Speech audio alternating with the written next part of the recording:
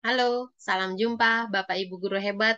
Jumpa lagi bersama saya Ibu Maria Magdalena. Hari kali ini pada video ini kita akan belajar bersama tentang asesmen dalam kurikulum Merdeka.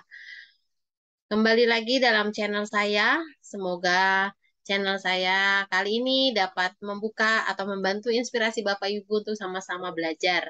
Mohon bantuannya Bapak Ibu sekalian, para guru hebat untuk memberikan like, subscribe, komen, boleh di-share juga untuk teman-teman yang membutuhkan dan atau memerlukan untuk kita sama-sama belajar. Pada kesempatan ini, saya akan coba berbagi sharing tentang pengalaman saya setelah eh, kurang lebih hampir 2 bulan ini melaksanakan pelaksanaan Merdeka Belajar di tempat kami, di unit kami. Yang pertama yang akan saya bahas tentang asesmen intrakurikuler. Apa saja yang menjadi bagiannya? Yang pertama adalah asesmen diagnostik. Diagnostik ini dilakukan atau dilaksanakan saat awal pembelajaran. Jadi, asesmen diagnostik ini dapat dilakukan secara lisan maupun tertulis. Kemudian, yang kedua tentang asesmen formatif. Kapan asesmen formatif dilaksanakan? Asesmen formatif dilaksanakan pada saat proses pembelajaran. Ketika guru mungkin sudah menjelaskan materi yang dipaparkan, Bapak Ibu bisa memberikan asesmen formatif. Bisa dilakukan secara lisan, mungkin untuk eh, melatih apa ya? Melatih kemampuan anak, apakah anak tersebut menyimak atau tidak, itu yang dilakukan secara lisan. Atau mungkin dilakukan dapat secara tertulis juga bisa. Nanti saya akan jelaskan lebih lanjut. Kemudian yang ketiga tentang asesmen sumatif. Asesmen sumatif ini di akhir pembelajaran. Di akhir pembelajaran artinya ketika dalam rumusan satu tujuan pembelajaran sudah selesai, kita bisa melakukan asesmen sumatif. Kemudian asesmen berikutnya merupakan asesmen proyek penguatan profil pelajar Pancasila. Ini mengacu pada nilai-nilai profil pelajar Pancasila. Berikutnya, apa itu asesmen diagnostik? Asesmen diagnostik bertujuan untuk mengidentifikasi kompetensi dan pengetahuan peserta didik, itu tujuannya. Hasil yang digunakan dapat digunakan sebagai acuan dalam melaksanakan pembelajaran sesuai dengan kebutuhan peserta didik. Kemudian, ini contoh di tempat saya, di kelas saya, di unit kami bekerja, tempat kami mengabdi di SD Strada Kampung Sawah. Saya bersama tim, bersama paralel menyusun asesmen diagnostik kognitif. Eh, saya berikan contoh pada kesempatan kali ini adalah pelajaran matematika. Eh, ada dua cara yang saya lakukan. Jadi yang pertama itu saya lakukan secara lisan, secara langsung kepada anak maupun secara online. Secara langsung itu saya lakukan ketika anak-anak selesai apel berbaris di halaman, mereka siap masuk kelas. Sebelum masuk kelas, saya tanya satu persatu tentang perkalian. Kenapa perkalian? Karena saya hubungkan dengan materi pelajaran matematika yang akan kita bahas di dalam kelas. Itu yang saya lakukan secara lisan. Kemudian ada juga saya pernah melakukan online melalui aplikasi kuis pembelajaran. Anak-anak merasa senang di sini tentunya pasti karena dari situ akan terlihat langsung nilai-nilainya, skornya, siapa yang paling tinggi dan paling rendah dan lain sebagainya. Antusias anak-anak sangat terlihat ketika kita menggunakan aplikasi kuis pembelajaran tersebut. Berikutnya, pada asesmen formatif yang saya contohkan pada kesempatan kali ini adalah pelajaran matematika. Capaian pembelajarannya sedikit saya cuplik, peserta didik dapat menyelesaikan masalah berkaitan dengan kelipatan dan faktor. Alur tujuan pembelajarannya, peserta didik dapat menentukan kelipatan bilangan dari suatu bilangan asli. Nah, Bapak Ibu, untuk belajar kelipatan, untuk menentukan kelipatan itu, kita harus mengetahui polanya. Nah, ini berkaitan dengan perkalian, didasari dengan perkalian. Nah, ini contoh asesmen formatif yang sudah kami lakukan di sekolah. Ini formatnya, Ini juga contoh formatnya. Berikutnya asesmen sumatif. Seperti yang tadi saya katakan, asesmen sumatif dilaksanakan ketika dalam satu satu tujuan pembelajaran yang sudah kita rumuskan, sudah selesai, kita dapat melakukan asesmen sumatif. Di sekolah kami, asesmen sumatif dilakukan menggunakan moda daring melalui LMS Socrates.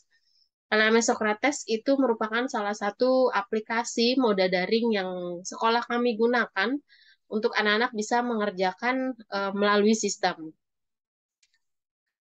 Nanti di situ akan terlihat langsung ini tampilannya kurang lebih seperti ini, presentasenya, skor benar salahnya, dan lain sebagainya.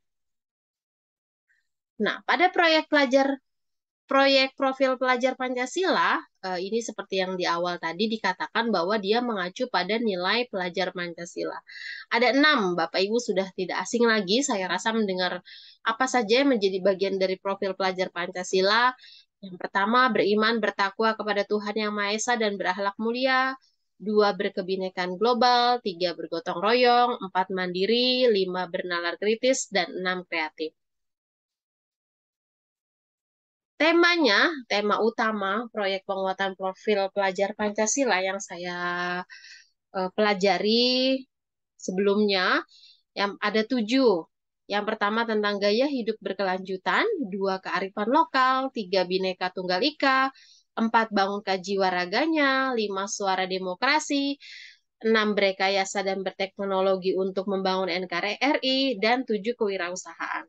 Nomor 7 saya bold. Kenapa? Karena nomor 7 ini yang akan saya gunakan untuk melaksanakan proyek profil pelajar Pancasila di sekolah kami. Tahapannya, Bapak Ibu, tahapan proyek dalam membuat proyek yang akan datang itu ada beberapa tahap. Yang pertama, tahap pengenalan. Tahap pengenalan, anak-anak akan mencari informasi. Bisa dari gambar, video, YouTube, kemudian dari narasumber langsung, boleh entah mendatangkan narasumber atau anak-anak yang berkunjung secara langsung ke tempat perencanaan yang akan dibuat. Yang kedua, tahap kontekstual. Tahap kontekstual merupakan dapat dilakukan dalam bentuk diskusi, pengorganisasian, perencanaan dari awal, tengah, pertengahan, sampai akhir. Akhirnya mau bagaimana, semua dibicarakan di dalam tahap kontekstual. Hasil narasumber itu ketika tadi dalam tahap pengenalan pertama, anak-anak sudah berkunjung ke narasumber, dalam tahap kontekstual anak-anak bisa tuangkan. Hasilnya diceritakan di dalam kelompok sehingga dapat menjadi acuan atau gambaran untuk anak-anak bisa melanjutkan ke tahap berikutnya. Nah, tahap ketiga merupakan tahap aksi. Dalam tahap aksi ini merupakan proses langsung pembuatan proyek yang sudah disusun, yang sudah direncanakan, sampai pada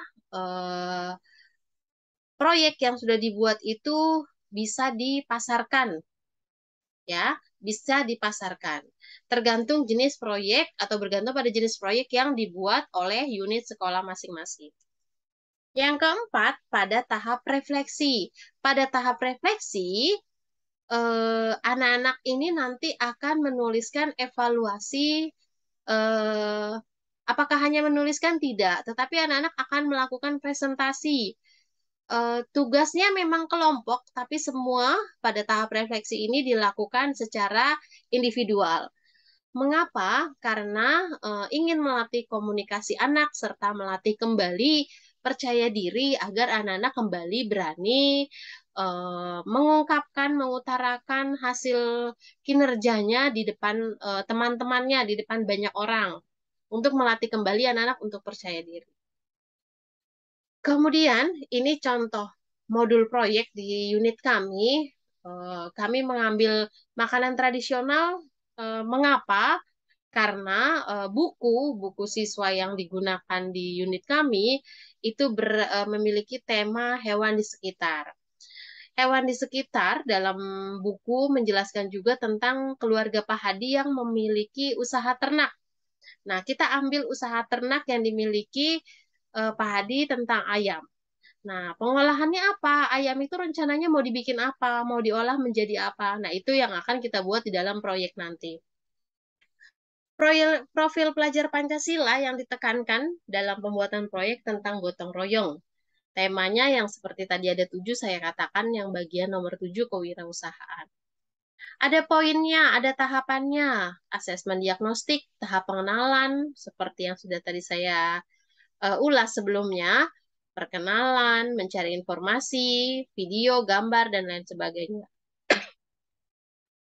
Kemudian contoh rubriknya, nah ini contoh asesmen formatifnya, mulai dari perencanaan, mau kemas produknya seperti apa, kemudian mau promosinya mau bagaimana, eh, apakah mau online atau offline, kemudian menentukan harga jual bahan olahannya, semua ditentukan dalam tim kelompok anak-anak.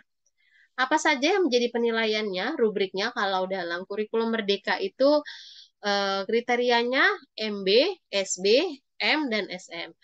MB itu mulai berkembang, SB sangat berkembang, M itu mahir dan sangat mahir.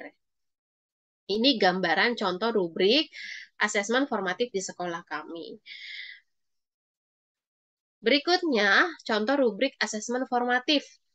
Asesmen formatif dilakukan saat pelaksanaan di akhir, pelaksanaan akhir atau pameran atau saat penjualan yang akan dilakukan. Rubriknya masih sama, Bapak Ibu, MB, SB, M, dan SM. Kemudian,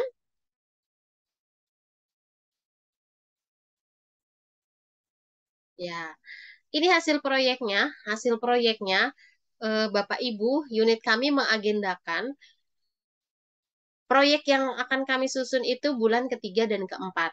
Bulan ketiga dan keempat September.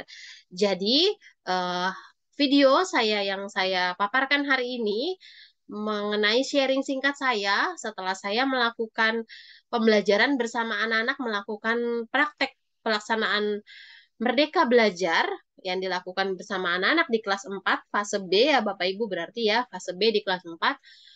Inilah hasil yang pernah saya lakukan. Semoga eh, apa yang bisa saya sampaikan, apa yang saya ceritakan, pengalaman yang sudah saya dapat menjadi bermanfaat untuk Bapak Ibu dan dapat menjadi sumber inspirasi.